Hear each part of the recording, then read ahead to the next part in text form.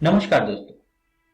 आज हम एक नए अध्याय को पढ़ने वाले हैं। अध्याय का नाम है नए धर्मों का उदय। आज हम इस अध्याय का पहला भाग पढ़ेंगे। तो चलिए देखते हैं आज हम क्या क्या पढ़ने वाले हैं। आज की इस वीडियो की शुरुआत हम विहान की जिज्ञासा से करेंगे, जिसके बाद जैन धर्म की चर्चा करते हुए जैन धर्म की शिक्षाओं के बारे में अध्ययन करेंगे। उसके बाद जैन धर्म के प्रचार प्रसार और जैन धर्म की हमारे समाज को क्या देन है, इसके बारे में भी अध्ययन करेंगे। तो चलिए शुरू करते हैं आज का अध्याय। बच्चों, यह है विहान। इसके पिताजी को पढ़ने का बहुत बड़ा शौक है। विहान की नजर अलमारी में पड़े कुछ किताबों पर पड़ती है। उनमें एक किताब ऐसी है जिस पर महात्मा बुद्ध के बारे में लिखा गया है। विहान उस किताब को बड़ी गौर से देखता है। विहान की जिज्ञासा को देखकर उसके पिता उसको महात्मा बुद्ध और महावीर जैन के बारे में विस्तार से बताते हैं। ईसा पूर्व 6वीं सदी का समय उत्तर भारत में धार्मिक दृष्टि से महान परिवर्तन का काल माना जाता है। इस समय समाज में व्याप्त कुरीतियों, पाखंडों, कुप्रथाओं, छुआछूत और ऊंच नीच आदि के विरुद्ध आंदोलन उठ खड़ा हुआ। यह आंदोलन कोई आकस्मिक घटना नहीं थी, बल्कि लंबे समय से संचित हो रहे असंतोष का परिणाम था। अर्थात यह वैदिक धर्म के कर्मकांडों के विरुद्ध प्रतिक्रिया थी। कुछ लोगों ने कर्मकांडों और बाह्य आडंबरों की निंदा की और धर्म के नैतिक पक्ष पर बल दिया। ऐसे लोगों में महावीर और गौतम बुद्ध प्रमुख थे। महावीर जहां जैन धर्म के संस्थापकों में एक थे, वहीं गौतम बुद्ध ने बौद्ध धर्म की स्थापना की। चलिए दोस्तों, सबसे पहले जैन धर्म के बारे में अध्ययन करते हैं।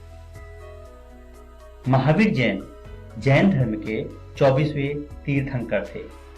उनका जन्म लगभग 599 ईसा पूर्व में वैशाली के निकट कुंड ग्राम में हुआ था। उनके पिता का नाम सिद्धार्थ था, जो कि क्षत्रिय राजा थे। उनकी माता त्रिशला लिच्छवी कुल की थी। एक राजकुमार के रूप में उनका लालन पालन था। बचपन में उनका नाम वर्धमान था। युवावस्था में यशोदा नामक कन्या के साथ उनका विवाह हुआ, जिसके बाद उनकी एक पुत्री हुई। पुत्री का नाम प्रियदर्शनी था। वर्धमान ने 30 वर्ष की अवस्था तक एक सुखी ग्रस्त जीवन व्यतीत किया। माता पिता की मृत्यु के बाद उन्होंने अपने बड़े भाई नंदीवर्धन से अनुमति लेकर तपस्या करने घर से निकल गए। 12 वर्ष की कठोर तपस्या के बाद जृंभिक ग्राम के समीप ऋजुपालिका नदी के तट पर एक साल वृक्ष के नीचे उन्हें कैवल्य अर्थात ज्ञान की प्राप्ति हुई।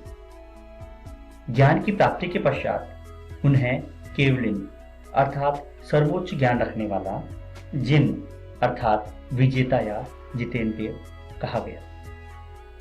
अपनी साधना में अटल रहने तथा अतुल पराक्रम दिखाने के कारण उन्हें महावीर के नाम से भी जाना गया। चलिए दोस्तों, जैन धर्म की कुछ शिक्षाओं के बारे में चर्चा करते हैं। महावीर के उपदेश बहुत सरल थे। उन्होंने अपने उपदेश प्राकृत भाषा में दिए। महावीर के जो अनुयायी थे, उन्हें जैन के नाम से जाना जाता है, अर्थात वे जैन कहलाए। महावीर की शिक्षा पूर्णतः नैतिक थी, जिनका उद्देश्य आत्मा की पूर्णता करना था। जैन धर्म में अहिंसा और सदाचार पर बल दिया गया। इसके अनुयायियों को अर्थात जैन धर्म के अनुयायियों को संयमित जीवन जीना होता था। अपने जीवन में इन्हें सदा सच बोलना और ईमानदार होना पड़ता था।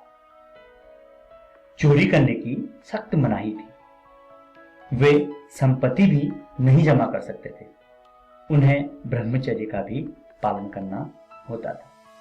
बच्चों, जैन धर्म के अनुसार संसार के सभी प्राणी अपने अपने संचित कर्मों या अपने अपने द्वारा किए गए कर्मों के अनुसार कर्मफल भोगते हैं। ये कर्मफल ही जीवन तथा मृत्यु का कारण बनते हैं। इन कर्मफल से छुटकारा पाकर व्यक्ति निर्वाण की ओर अग्रसर होता है, अर्थात निर्वाण की प्राप्ति करता है, मोक्ष की प्राप्ति करता है। मोक्ष की प्राप्ति के लिए मनुष्य को जैन धर्म के अनुसार 5 सिद्धांत बताए गए हैं, जिनमें सत्य, अहिंसा, अस्तेय, अपरिग्रह तथा ब्रह्मचर्य हैं। अधिकांश लोगों के लिए जैन धर्म के नियमों का पालन करना बहुत ही कठिन था। मुख्यतः व्यापारियों ने जैन धर्म का समर्थन किया। किसानों के लिए इन नियमों का पालन करना बहुत ही मुश्किल था, क्योंकि फसल की रक्षा के लिए उन्हें कीड़े मकोड़ों को मारना पड़ता था। बाद में जैन धर्म उत्तर भारत के कई हिस्सों के साथ साथ गुजरात, तमिलनाडु और कर्नाटक में भी फैल गया। महावीर तथा उनके अनुयायियों की शिक्षा कई सदियों तक मौखिक रूप में ही रही। वर्तमान रूप में उपलब्ध जैन साहित्य लगभग 1500 वर्ष पूर्व गुजरात में वल्लभी नामक स्थान पर लिखी गई। बाद के दिनों में ये जैन धर्म 2 संप्रदायों में बढ़ गया। पहला था श्वेतांबर और दूसरा था दिगंबर। श्वेतांबर श्वेत वस्त्र धारण करते थे, जबकि दिगंबर कोई भी वस्त्र धारण नहीं करते थे। साहित्य तथा स्थापत्य कला में जैनियों का बहुत बड़ा योगदान है। जैन विद्वानों ने विभिन्न कालों में लोक भाषाओं के माध्यम से अपनी कृतियों की रचना की। ये जैन साहित्य हमें प्राकृत, कन्नड़, संस्कृत, तमिल तथा तेलुगु भाषाओं में मिल जाते हैं। उड़ीसा की उदयगिरी पहाड़ी पर अनेक जैन गुफाएं मिलेंगी।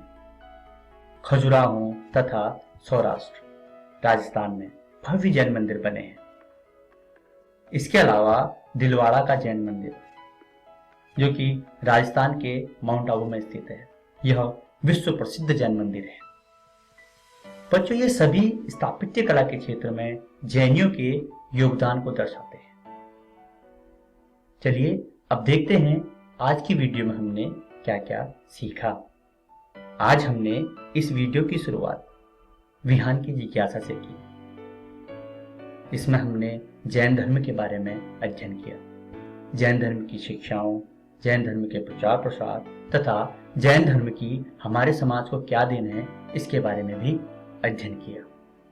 अगली वीडियो में हम इसी अध्याय का अगला भाग देखेंगे, जिसके अंतर्गत हम बौद्ध धर्म के बारे में चर्चा करेंगे, जिसमें बौद्ध धर्म की शिक्षाएं, बौद्ध धर्म का प्रचार प्रसार तथा बौद्ध धर्म की हमारे समाज को क्या देन है, इसके बारे में चर्चा करेंगे और साथ ही उपनिषद की एक संक्षिप्त जानकारी भी प्राप्त करेंगे। आशा करते हैं आपको यह वीडियो बहुत पसंद आई होगी। धन्यवाद।